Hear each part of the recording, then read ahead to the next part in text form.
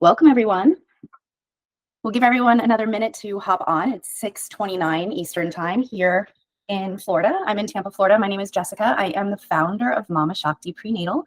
MamaShakti means Mama Power. Have my tech support, who is also my birth partner support, Michael, who is my husband, and he's going to help me field questions tonight. So if you have questions, feel free to drop those in the chat. We are going to leave everyone muted just so there isn't background noise and it's not difficult to hear. But you can at any time place your question in the chat and we're going to get to those at the end. Although if I do see a question that pertains to the material that we're covering, I might stop and answer it right then. I wanted to share before we begin our Bump to Baby Bootcamp that oh yeah, if you can hear me, go ahead and drop an emoji, a thumbs up, a heart, something like that. Oh, good. Okay, thanks, Eric. I appreciate that. And if you have any trouble hearing me, feel free to, if the video lags, if the microphone, oh, thank you, Sari.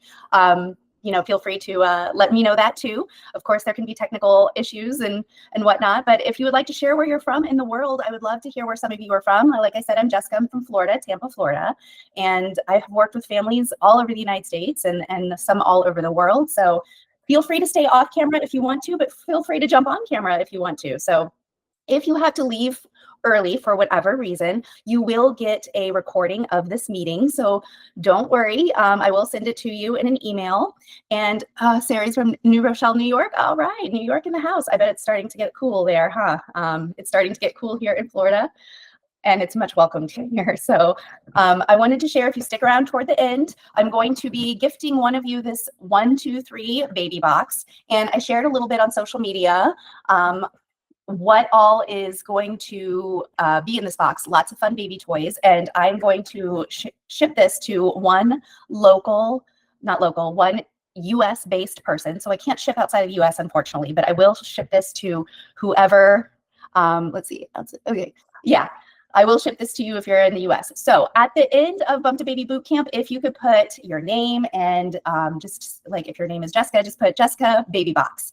And then I will have my husband, my birth support person, send me a winner. So he's going to just randomly pick a winner. And then we will make sure to get your contact information. I'll share my contact information so we can send you that free baby box full of fun baby toys.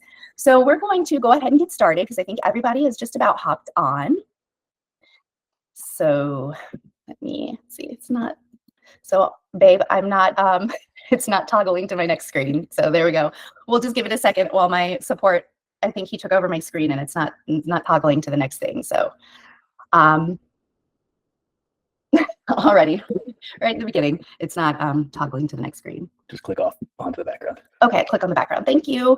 So Bump to Baby Bootcamp giveaway, the is that 1, 2, 3 baby box full of great prizes. We're going to talk a little bit about what today is about. So whether you are a first-time mom or parent, or you've been here before, this is your 2nd or 3rd child, or even 4th or 5th, this bootcamp today is for everybody. So you're going to leave with tools and resources that help you feel prepared for pregnancy, that help you feel prepared for childbirth, for a lower stress postpartum recovery, also known as the 4th trimester.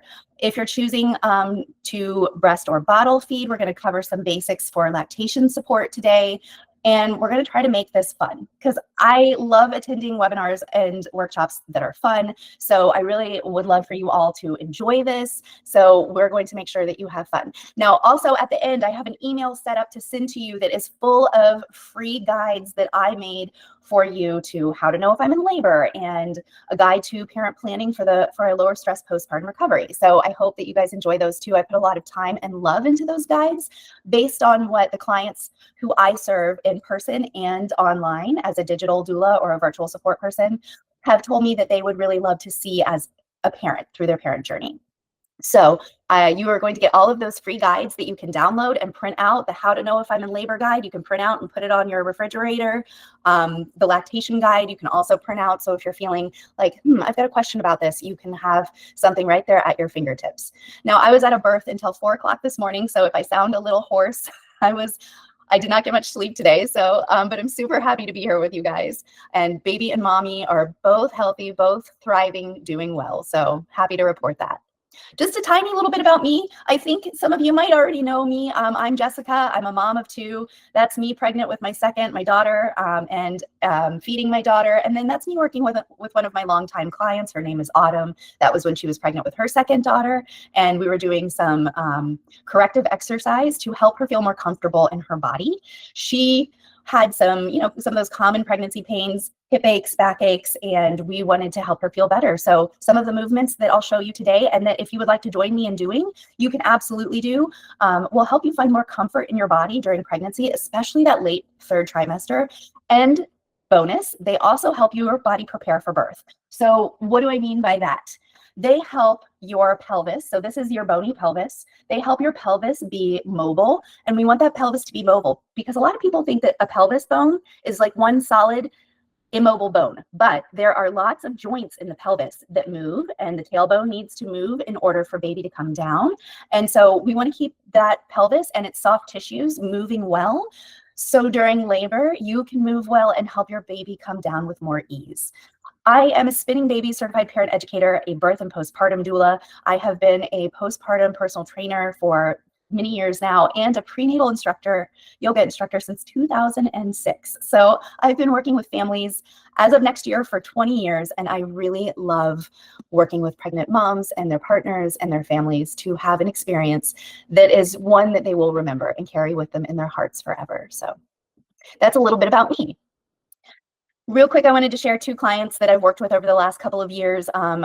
I've worked with Alyssa. She was a first-time mom who wanted to have, in her words, a natural a birth as possible. So she was looking for an unmedicated vaginal delivery. We worked together with her husband to know how to support her physically, emotionally, mentally during late pregnancy in order to prepare for childbirth, and then for her husband to be by her side so she could have the best support during her childbirth experience and her postpartum recovery, because postpartum recovery is so important. So remember, I wanted to show you, for those of you who may not be familiar with it, the womb or the uterus, when it is full term, it gets really big. So remember, before we get pregnant, our womb is just a little bit bigger than a golf ball, and it grows 500 times its natural size, non-pregnant size. And then after we birth the baby, the placenta comes out. And this is a pretty accurate size of a placenta. And I'll hold it up to my head so you can realize really how big that is. So placentas do leave an open wound, and over the next several weeks, your uterus is contracting from the larger size back down to its little size.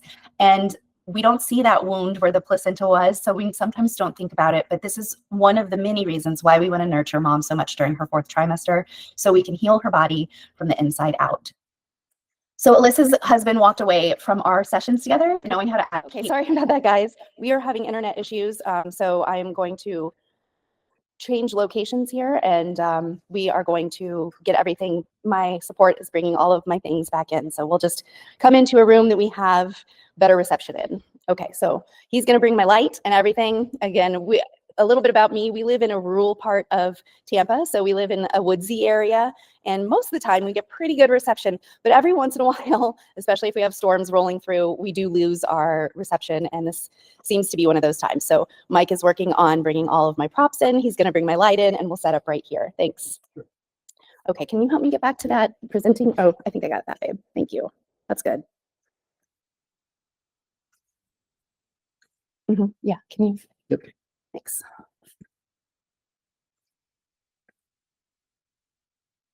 Thank you.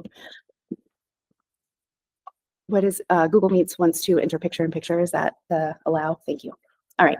So Bethany, it was a third-time mom who had two births the first time, and they had outcomes that she desired, but she also knew that there could be a better way. So she kind of struggled in what is called transition, the time before baby is born. So there are several stages to labor. There's early labor, active labor, transition, the pushing stage of labor, and then the third stage of labor, which is called the birth of the placenta. And that is also the time when we start to try and latch baby. So there's many stages to labor, and Bethany was having some difficulty with that transition stage of labor. So she knew that she wanted to have some insight on how she could move, how she could breathe, how she could get her mental capacities kind of set up so she wouldn't have any issues next time.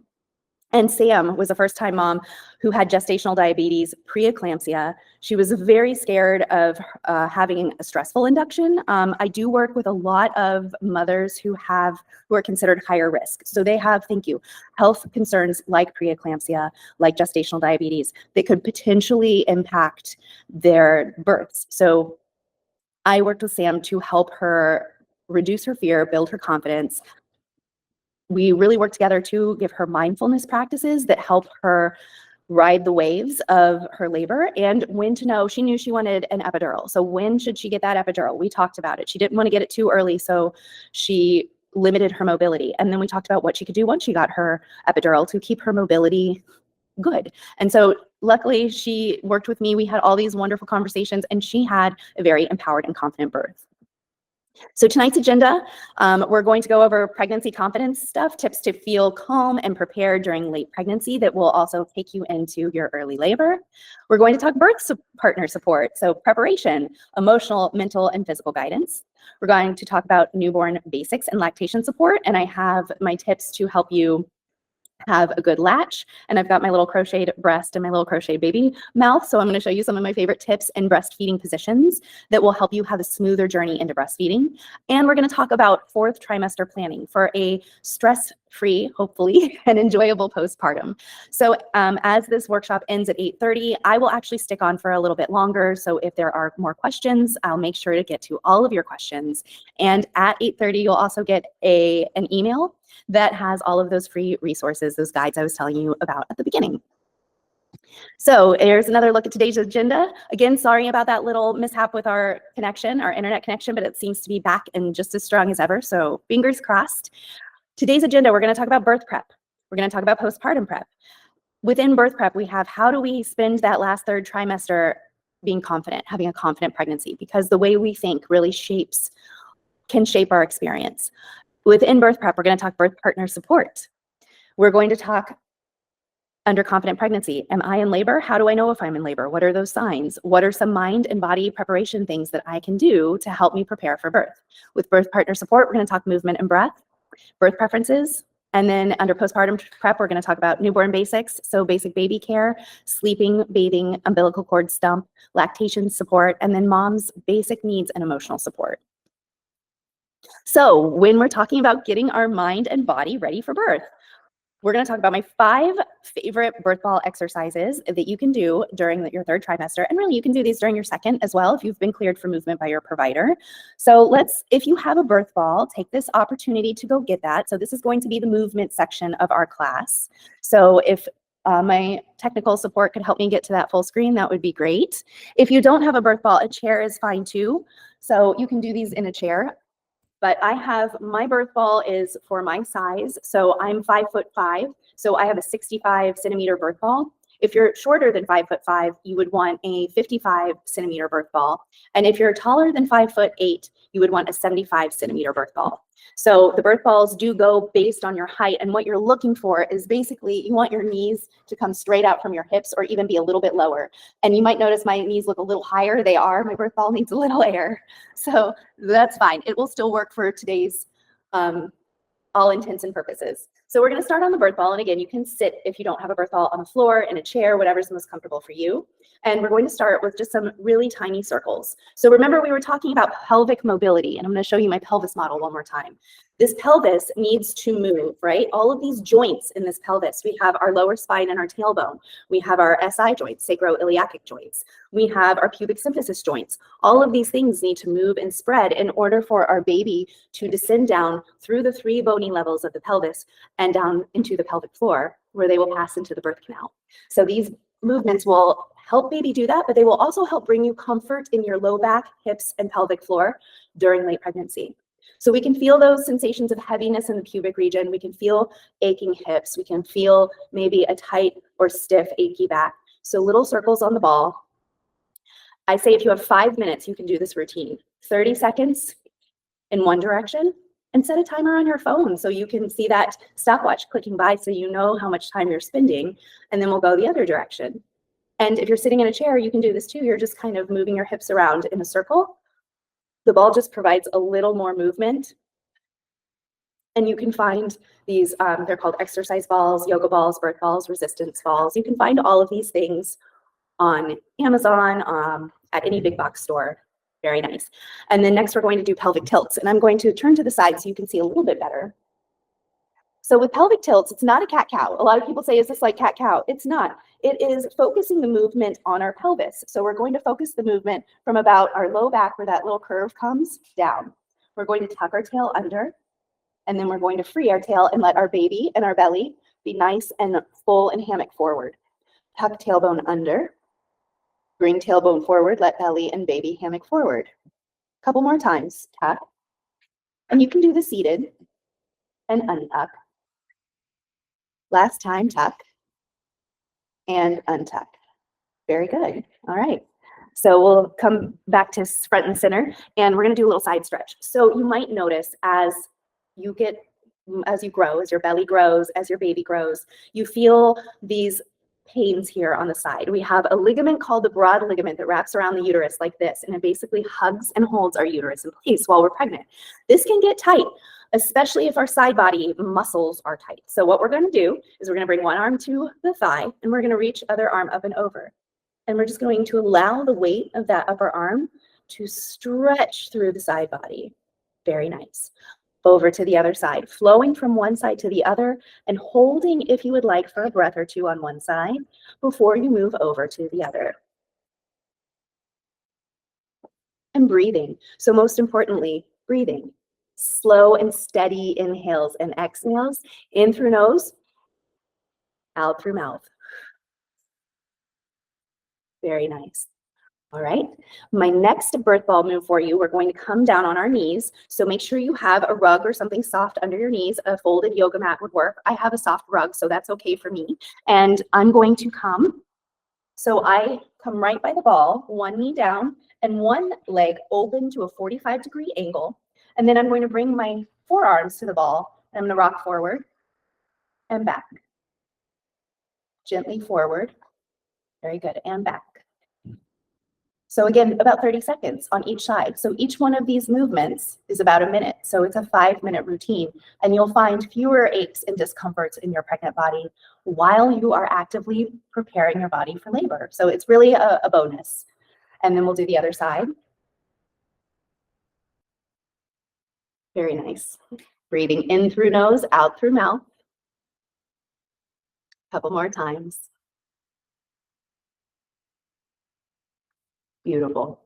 So this last pose, I love to save this one for the end because it's very relaxing. What can make this more relaxing for you? If you put a pillow right back here between your calf muscles and your hamstring muscles, this will make it a little easier on your knees if you have kind of some knees that are a little uncomfortable. And if you don't have a ball, you can do this one on the edge of your couch, on the edge of an ottoman or a low sofa. And we're just going to open those knees and set our bottom back by our hips and bring our chest to the ball and let our baby and our belly hang and hammock. So what we're doing here is stretching the back muscles, but we're also stretching our pelvic floor and allowing it to soften and lengthen, which is really important for birth preparation. So I'm just taking a couple deep breaths there because it feels really nice. Even if you're not pregnant, this one feels really nice. So remember, we want that pelvic floor to be, yes, strong during pregnancy so it can hold the weight of our growing baby and our growing belly as babies grow in there. We do need strong pelvic floor muscles, but we also need pelvic floor muscles that yield, because as baby comes down through those 3 bony levels of the pelvis, the pelvic floor needs to yield so baby can pass through and into the birth canal. So let's work on our breath now. That breath that we were doing during those exercises, the diaphragm breath, is in through nose, out through mouth. Allow yourself to come to a comfortable seated position, either on your ball or in your chair. Hand on heart, hand on baby. Inhale nose, exhale mouth. As we bring breath in, we're going to imagine that we're expanding through our side bodies. So we're going to breathe, yes, down into our ribs, but also down into our belly. So if you want, you can even bring your hands here so you can feel the breath expanding out into the ribs. So check those shoulders too. Let's make sure we don't have those tight shoulders, but they're nice and soft. Inhale nose. And as you exhale, gently hug baby in. Inhale nose. Exhale mouth. In nose, out mouth. Very good. So you'll find that this brings you a lot of calm energy, especially if you're, I don't know about you guys, but when I was in my 3rd trimester and birth was approaching, I was starting to feel a little nervous, a little anxious, and this really helped calm me down, regulate my nervous system. And I leaned on this breath a lot during labor for its benefits to bring more oxygen to my muscles, my body, and to really help me ride those waves of the sensation contractions. So of the contraction sensations. Very good. So now we're going to go back to that screen sharing. And let me see if I think I can get this on my own. Just screen share, right? Yep. No. Beautiful. Thank you. And view, yeah. So when I work with clients one-on-one in a virtual capacity, we go over about 12 different types of breath exercises. But I will tell you that my favorite of all of them is the diaphragm breath because it's so easily accessible by so many people. It's the easiest one to remember, and it's the one that I think has the most benefits to your body.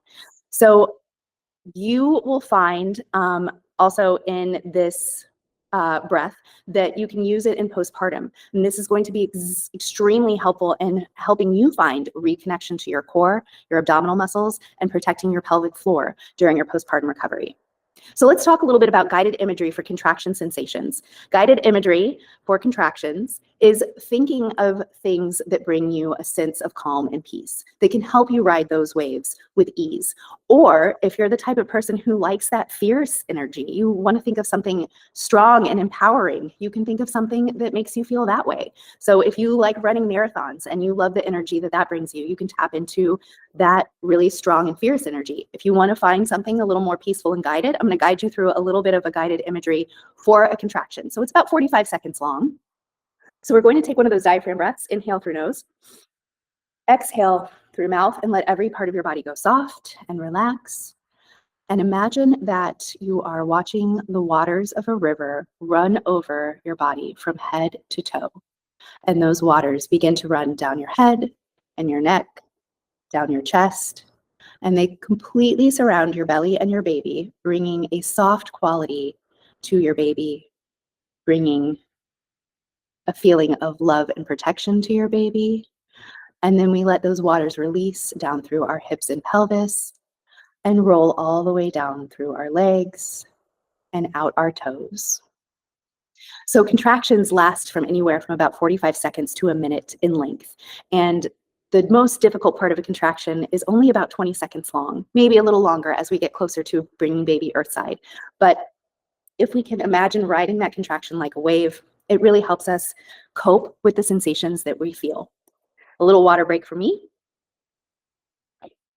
How's everybody doing? How does this feel so far? Does this feel like accessible to you guys? Feel free to drop it in the chat, and my tech support, my birth support partner, Mike, will let me know those questions you asked.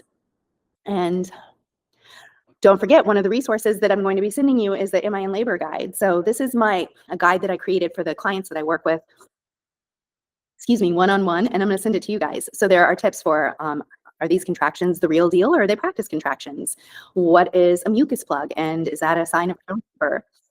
Good. Oh, thank you, Allison. I'm glad you're finding this helpful. Yeah, excellent.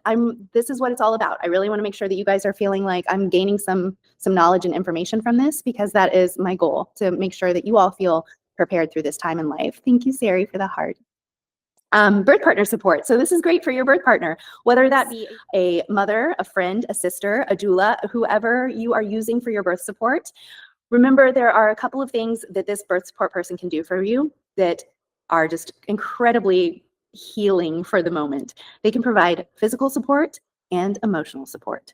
And if they can provide those two things throughout your laboring experience, you will feel safe, held, and loved, which is an important piece of the birthing experience and the postpartum experience. We need to hold the mamas just as much as we need to hold the babies.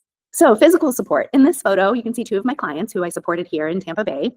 I taught this dad how to do hip squeezes, and there are hip squeezes and sacral presses and a bunch of other physical support things that you can do that can help bring comfort to your wife or your birth partner during labor. One of those things is the double hip squeeze. So I'm going to use my pelvis model here to show you. So if I were standing behind my birthing If I were standing behind my pregnant client and this were me as the dad doing a hip squeeze, I would find that bony ridge of the hip right here, put the palm on each bony ridge, and then as the contraction starts to peak, or even right before the peaking, we're really going to press those hips in. Now, as you press those hips in, it's going to compress those bones and help to take some of the contraction sensation out from the abdomen, out from the back, and just bring her some relief. So double hip squeezes are amazing. Practice these. Have your birth partner lean over the ball or the couch and come behind her and practice and use your words. Remember, say, how does this pressure feel? Is this too hard or too soft? Could I go a little higher or lower? Communicate so you know what she needs. And never underestimate the power of a good shoulder massage. Last night I was at a birth and until the wee hours of the morning, and I rubbed the mom's feet, and it was just, and I did a lot of foot squeezing, and it was so relieving for her and really helped with some foot swelling she was having. So remember, just that simple hands-on touch can be so helpful. Emotional support is also one of the best things you can do. Tell her how strong she is, how much you love her, how proud of her you are. Affirmations are amazing. So finding 5 or 6 affirmations that you can print out and stick on the window in your hospital room or at your home or your birth support center. My body is built to birth. I am strong. I am content. I am sure. All of these things, while they might sound a little silly, they really do help shape our thoughts. And when we can shape our thoughts to be positive and life-affirming, we do navigate painful sensations and difficult tasks with more ease. Also, don't forget to give her little sips of water, maybe little bites of food. Ask how her temperature is. Is she too cold? Does she need to be wrapped up in blankets? Does she need socks? Does she need to be cooled off?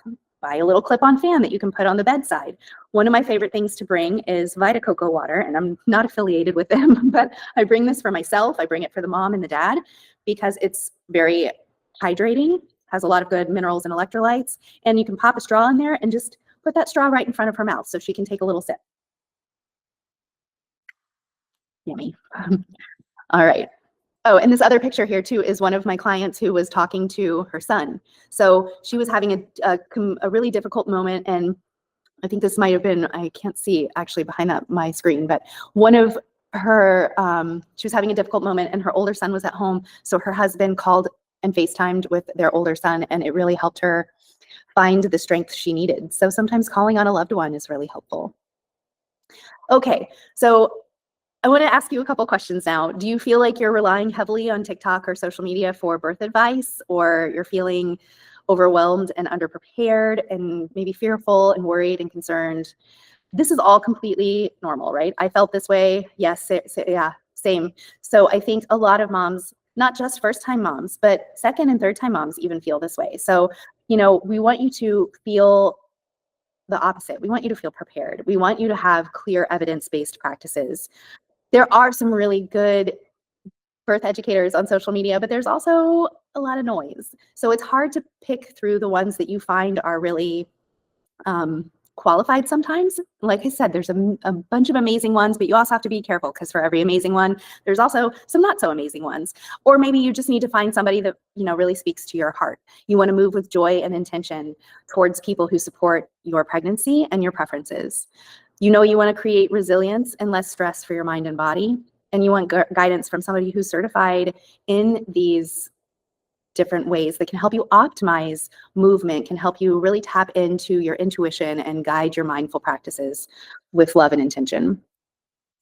So we're going to revisit that agenda. We've kind of talked a little bit about confident pregnancy with mind-body prep, but what about am I in labor? So remember, I'm going to send you that guide, but the best indicator of labor is those contractions are starting to come with more ease and regularity. We're starting to have regular contractions, not just Braxton Hicks anymore. There are free contraction apps that you can download that are really great in helping you kind of time and keep pace with those contractions. Other signs are perhaps you lose your mucus plug. The mucus plug is a little plug of mucus that is inside your cervix and protects baby against harmful bacteria during pregnancy. And then before birth, it comes out because that's the very first cervical change that your body will experience is that loss of the mucus plug. So not everybody's water will break, and only about 10% of mothers worldwide have a water break as an early sign of labor. So contraction patterns, perhaps mucus plug, perhaps you can feel the baby drop or lighten where they come down lower into the pelvis and engage. All really great signs. And I'm going to send you that guide as soon as our meeting's over today. We've talked a little bit about birth partner support for movement, breath, and now a little bit about birth preferences. So remember, birth preferences are things that you feel educated about, and that these are decisions that you're going to be asked during your entire pregnancy, late pregnancy, such as, do you want a membrane sweep prior to labor starting? Sometimes membrane sweeps can induce labor, and sometimes they don't do anything at all. Do you want cervical checks during your labor? Some moms do, and some moms are adamant that they do not want their cervix checked. Newborn baby care. So do you want your placenta actively managed, or do you want to have a physiological birth of your placenta? Do you want your newborn to have immediate skin to skin, or are you okay with bringing your newborn to the warmer? A new study was just published that showed that the benefits of immediate skin to skin with mom are just astronomical, how many benefits there are. So as long as baby is healthy, as long as mom is healthy and not experience any emergencies, then that immediate skin to skin, that would be one that I would suggest you put at the top of your birth preferences all the way around. Okay, so now we're going to get a little bit into newborn care. Let me grab a newborn. The biggest thing that new parents are concerned about is my baby getting enough to eat, especially if they're breastfeeding, because we don't know, right? Maybe baby's fussy, maybe they're acting like they're hungry, they're showing early feeding signs. So we want to make sure that baby is getting enough food. Now, babies make several dirty diapers a day. And by dirty diapers, I mean poop. So they need to be making at least 4 poopy diapers by day 4. And they should be making several wet diapers a day too, all the way up to like 10 wet diapers a day, maybe even more. Newborn poo colors. So meconium is the first poop that your newborn will make, and that's a lot of amniotic fluid. So it will be dark and tarry, either a dark green, maybe even black looking, very sticky, very tarry, and this will be up to about 2 days that they will have this color of poop. Then it starts to move on depending on if your baby is breastfed or bottle fed, and these are the color changes. So feel free to take a screenshot of this baby poo color chart, and I do include this in the guide too. So you'll be able to see the different poo colors. What you want to make sure the baby does not have is a white or a whitish gray poop or bloody stool. Those two are indicators that something is wrong and that you need to take your baby to the doctor or to the hospital right away. Now, this doesn't happen very often, but baby poo colors do change as their digestive system matures. So you will see poo color changes, but remember, again, you don't want to see white or whitish gray or red. Okay, so your baby is born and they have lived and been supported by their placenta this whole 9 months, and they are connected to the placenta via their umbilical cord. Now, after they are born, this will be clamped and cut. And this is another preference. How soon or how long do you want that umbilical cord to stay connected to your baby before it's clamped? The recommendation that you'll hear a lot of is, let's wait for that cord to go white. But really, it is up to you for how long you would like to keep them attached to their cord. Cords go white pretty quickly. So I've seen cords go white as quickly as a minute, and then some take more like 2 or 3 minutes. But they do go white pretty quickly in my personal experiences. Now, the doctor will cut the clamp, and then you or your doctor will cut the cord, but it will leave a stump. So there will be a little stump of umbilical cord that is left right here on the baby, and there will be a little plastic clip at the end of it. This will stay on for sometimes up to a week. What you want to do is monitor the stump. So we do not submerge the baby in water or give them a full bath as long as that stump's on, because the stump cannot get wet. We want to keep our eye out for it getting red or really bloody. A little bit of crusty blood is very normal, but if it's very bloody, or if it's oozing a yellow, green, or brown discharge, or if it has a foul odor, then we know that there is likely infection. So that is when, again, you take your baby to the hospital or to the doctor immediately. A way to keep this clean is just to take a soft, damp rag and just kind of dab gently around it, but not wipe or apply pressure. We also keep this stump healthy by rolling down the diaper so the diaper doesn't rub against the stump and cause irritation or infection. So once you diaper your baby, you just have to roll the top of their diaper down so it doesn't rub on their umbilical stump. And then anywhere from 3 days to 7 or 8 days is when that stump will fall off. Okay, I hope everybody's doing well. We're going to go into some lactation tips. If you have any questions about newborn stump care or bathing, feel free to drop them in the comments. And we're going to move on to My favorite lactation tip is the acronym LATCH, LATCH. The latch, or how your baby attaches to your breast, is the foundation of successful breastfeeding. So what's going to help this? Immediate skin to skin, but not just during birth. Skin to skin in the first month of your baby's life. So when you're at home, be in a bra, or if it's dad with baby, be without a shirt on, have baby in just a diaper, be skin to skin with them as much as you can. This is going to, oh, let me go back real quick. I see your STEM question, Juna, and I will answer that at the end.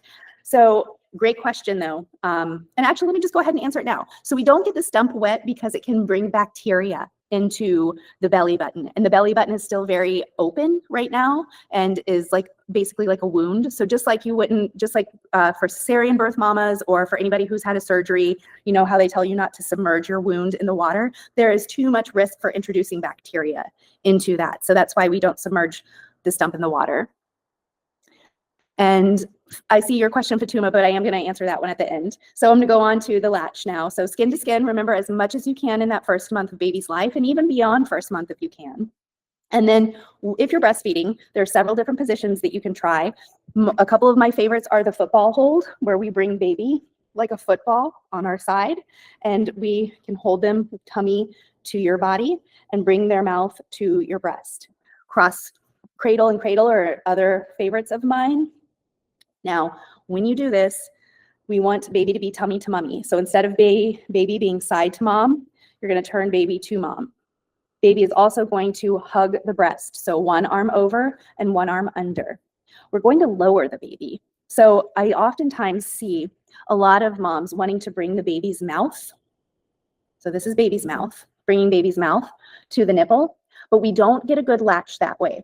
We want to actually lower the baby so their nose is opposite the nipple. And this is going to help aim the nipple toward the soft palate of the roof of the mouth where it needs to be, so baby can make that good latch that they need, that strong latch that's going to apply strong suction for them to remove milk. Now the A stands for asymmetrical latch. So if you were to bring baby straight on mouth to nipple, you don't see any of that areola. But if you lower them down and bring them nose to nipple, you see the top of the areola.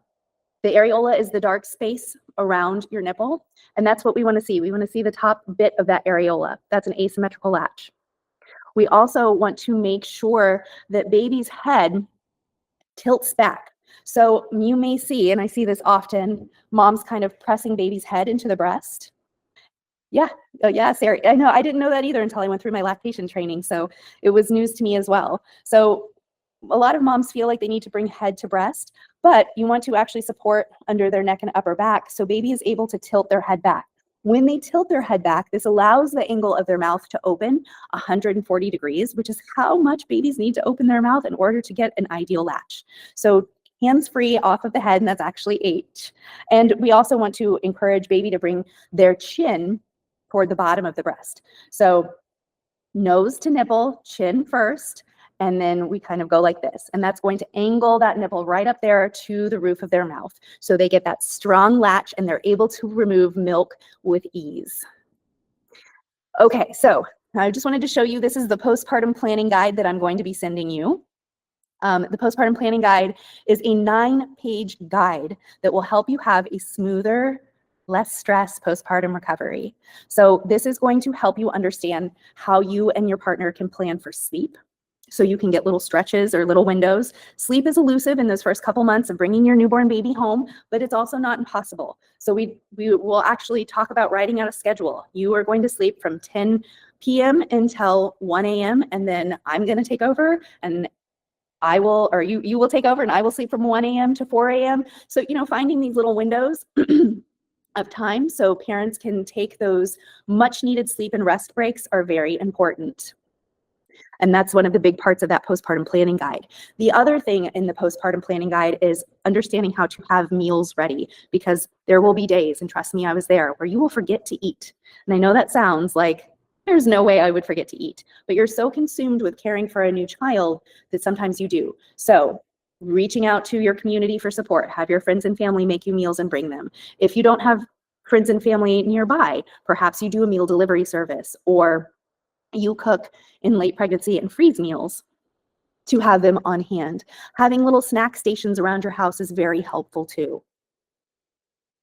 Okay, you have got this. You guys are doing so amazing, and you've got this, and the Q&A is on the way, so we're almost there to our Q&A. These are some of the families that I've supported throughout their pregnancy and postpartum journey, as well as some of the people that I work with in with MamaShakti and the yoga studio. And I wanted to share with you guys that in 2022 and 2023, my family moved over to Asia. And while we were in Asia, I was able to study some of their birth culture traditions. It was really amazing. I learned Bangkok belly wrapping. I learned more about postpartum recovery in different cultures and different Asian cultures, how to care for your womb, both prior to pregnancy and after pregnancy. So that was a really important, special part of my birth support journey. And what I found from living abroad for a year was women all around the world want the same thing. They want to feel safe. They want to feel informed and educated about their options. They deserve informed support, and they deserve to feel confident about motherhood and parenthood. So I wanted to share with you real quick, I did spend the last 6 months working on a birth prep course that actually prepares you for birth, postpartum, and beyond. There are 15 self-guided labor and birth education videos, and I've added a couple of really great postpartum and lactation videos as well. 12 downloadable and printable resources, so even more resources than you'll get from me today. 2 push prep classes, so learning how to push for fewer perineal tearing and for a more intact pelvic floor. Mindset and coping strategies for relaxation and partner support, and that bonus breastfeeding and postpartum videos that I was telling you about. So why does this work? Every resource in this course is a proven method from the clients that I've worked with over the last 20 years. I've worked with hundreds of families, both in Tampa, in Asia, online, virtually, all around the United States and the world. And it's designed to guide you gently through this transition from pregnancy to birth and postpartum. I also include in this course 2 one-on-one personalized calls with me. We meet on Google Meets and we plan out your most empowered birth and postpartum experience. So I just wanted to go over a couple of testimonials from some of the clients I've worked with, both in person and postpartum. Caroline said that, and her doctor said in his 600 deliveries, he had never seen somebody so calm and resilient. April said that the breath work and the movements that we did, she called it yoga, but it was a mix of yoga and a lot of other stuff, really helped to make her feel supported and calm during pregnancy and birth. This was a client of mine who worked with my course, and she got it late in pregnancy. So she was only 3.5 weeks away from having her baby. And she said that these practices really helped her to stay mindful and connected to the experience. And Jessie said, I had so much fear about giving birth, but Jessica helped me work through my concerns. And Bethany said, my first birth session with Jessica was amazing, and I really recommend it. Okay, so these are the guides that you're going to get. This is just a little video showing you. I just am going to send you that link. It's going to be in your inbox at the end. So newborn care and feeding, birth partner support, postpartum planning, and that how to know if I'm in labor guide. You can download all of these and print them out. And now it's time for that Q&A. So I'm going to open up the chat, and we're going to go over some of those questions that you guys have. Guess you could stop sharing. I don't really need that anymore. Thank you. All right, wonderful. So, okay, so we did talk about why the stump can't get wet, why the umbilical stump. We don't want that umbilical stump to get wet because we don't want to introduce bacteria into that wound. And Fatuma asked, since the cord turning white varies from baby to baby, is there a maximum length of time that is not safe? Is waiting 5 minutes before cutting? I am assuming she's asking if that's okay. My answer is always, it depends. And I know that's not maybe the best answer, but some babies will do well with keeping their cord on for a little bit longer, and some might be more at risk for developing jaundice. So this is something that you will have to talk with your provider about. Now, I have yet to support a family during labor where I've seen it take 5 minutes for that cord to fully drain. So even if the cord is a longer cord, which some of them are, this one is pretty short, right? Like it's just a knitted uterus. But even if it takes even if it's a longer cord, they still seem to drain pretty efficiently. So once that cord is pretty white, once it has stopped pulsating, so you can actually pick the cord up and feel if it's still pulsating blood from the placenta to the baby, then it is no longer doing its job and it's done everything it's needed to do. So it's complete. So that's an ideal time to clamp and cut. But I'm sure that there have been some cords that have taken longer, like 5 minutes, but this really does need to be a conversation that you have with your provider, because some babies will be just fine with leaving that cord on a little longer, and others may be at risk for developing issues with jaundice. I hope that answered your question, Fatuma. Sonia, are there any special considerations for latching for flat or inverted nipples? Excellent question. So sometimes the actual nipple, this is the areola, this is the nipple. Sometimes the nipple is flat, but with stimulation, it can be everted, so it comes out. Now, if you have flat nipples, I was just working with a mom the other day whose nipples were flat, but with a little bit of stimulation, we were able to get them to come up. And that is different than a truly inverted nipple. So a truly inverted nipple is one that's inside the breast like this, and even with stimulation or with suction with like a Haka hand pump or pumping with a regular pump, the nipple just won't come out. In that case, if it's a truly inverted nipple, there may need to be shields, nipple shields that are purchased in order to help the baby transfer milk. With a flat nipple, I do suggest stimulating it. So giving it some pinches, not hard. You can also massage your breast prior to feeding, where you take your fingers and massage from the base of the breast down toward the areola, all around the areola. Spend a good 90 seconds doing this. Then gently pinch the nipple and stretch. Stretch it away from the body. This is going to help release hormones that help with milk letdown and to help evert the nipple. Now, if you're having a difficult time everting that nipple, try a hand pump or try some hand expression to help the nipple ease out.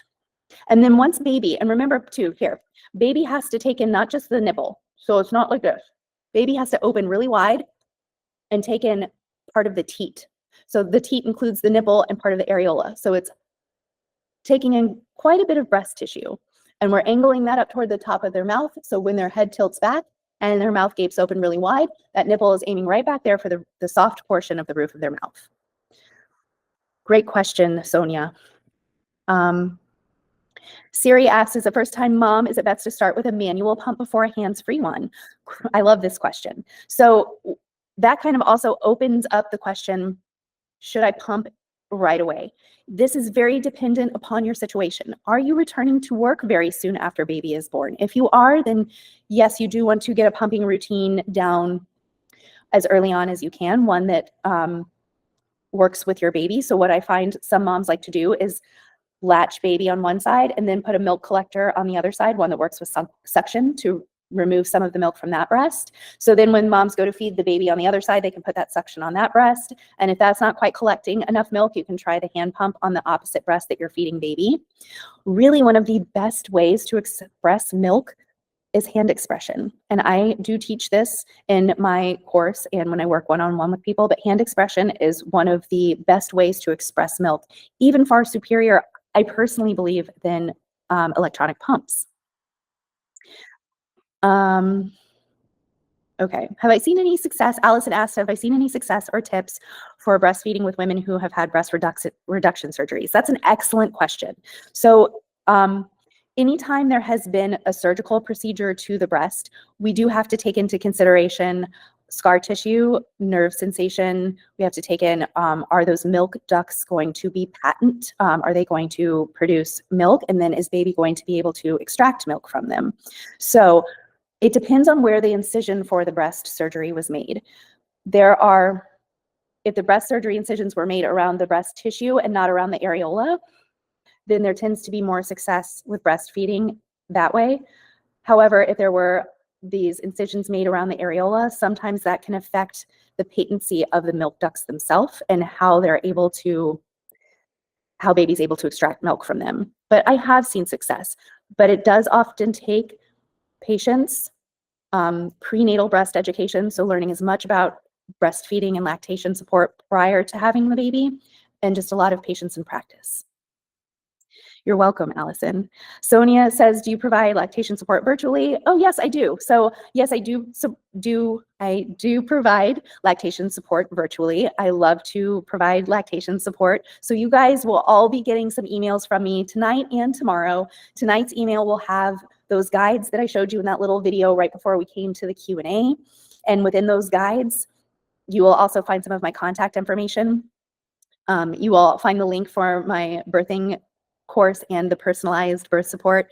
And then the next day I'll send you another email and it will have more information on how to contact me if you want to do some virtual lactation support with me, all of the things. So if you don't see any of your answers answered in the email that you get tonight, when this ends, you will see it tomorrow. So I hope that that answers your questions. I'm going to go back through and make sure that I answered everything. It looks like I did. Yep. Yeah. And thank you all so much. Thank you, Siri, Allison, Sonia, everyone, Fatuma, Juna, everybody that asked questions, everybody that participated. So now's the giveaway. I don't think my tech support brought the box out, but I have the 1, 2, 3 baby box. A great company, a subscription-based company that is also affordable. They deliver new baby boxes to your house each month. It's a very cute idea. I love it. In this particular box, and I think you went to get it, so I want to show you some of the things that are in there. But if you would like to enter your name for this box, please do, and just put, like Allison, if you want to enter for the box, you just put Allison baby box. And then I'm going to have my husband pick somebody from the chat. Thank you so much. And I'm going to send this to you. So this is the 1, 2, 3 baby box. And in this, what I love about this company is that they ethically source their materials and they use non-toxic materials. So that's really important, right? As moms, we don't want anything that's, you know, not great going into our baby's body. There's this cute little jingly toy. It's soft and it's got like little holes in it so baby can play with it. It's very sensory experience. There is a cute little wooden baby box here, an eco-friendly, chemical-free teether. And there's some information about this company from January Moon. So they also source from other companies who have a lot of their values, which I love. There are those black and white cards for neurodevelopment. Another black and white toy here. Nice and soft and plush for them. Lots of cute baby blocks and a baby mobile to hang from their crib or their bed. So lots of cute things. So if you want to enter that box, let me know. And I will also put, if nobody comments on that, I'll also make sure that I say, if you want to enter, just reply to this email that I send you tomorrow, because I'd love to send this to one of you all as a thank you for joining this workshop tonight. So my name is Jessica with MamaShakti Prenatal. I'm so glad I was able to jump on this free workshop with you all tonight, Bump to Baby Bootcamp. I cannot wait to see you all in the future. Keep your eyes open for all of those freebies that I'm going to be sending you. They should be landing in your email inbox in the next hour. So the email that you signed up with for this bootcamp is where you'll find all of those resources. Thank you all so much for all of the love and support. I love you all too. It was so great to be here with you all today. Hey moms and parents, if you missed Bump to Baby Bootcamp live on November 7th, don't worry, I've got you covered. You can still grab my folder full of free downloadable guides by joining my newsletter at www.mamashaktiprenatal.beehive.com. These guides are great to print out and put on your fridge. They are how to know if I'm in labor, lactation support tips, postpartum planning guide for you and your partner, and so much more. Everyone who joins will also get the code for the $100 off my online course, Birthing Your Way, that also includes 2 90-minute Google Meets calls with me, Jessica, to help plan your ideal childbirth and to plan for a stress-free postpartum recovery. This is less than the cost of a new stroller, so don't miss your opportunity to let me support your family during this precious time.